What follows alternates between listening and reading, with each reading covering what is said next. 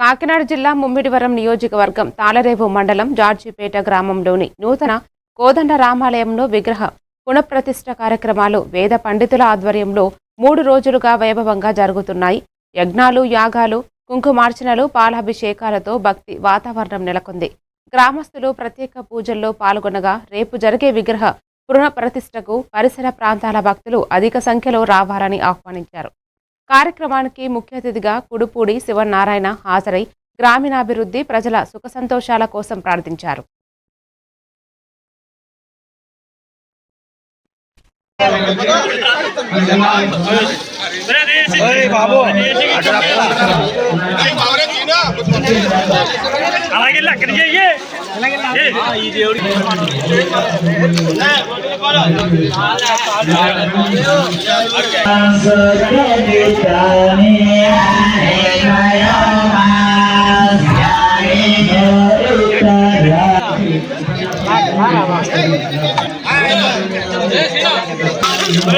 నిర్వహిస్తున్నారు.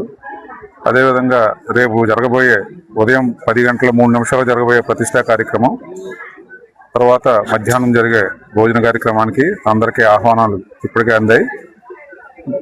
మరింత అద్భుతంగా ఈ కార్యక్రమాలు నిర్వహించిన దైవజ్ఞులు బ్రాహ్మణుల వారి చేతుల మీదుగా ప్రతిష్ట చేయబడతా ఉంది. ఎంతో అంగరంగ వైభవంగా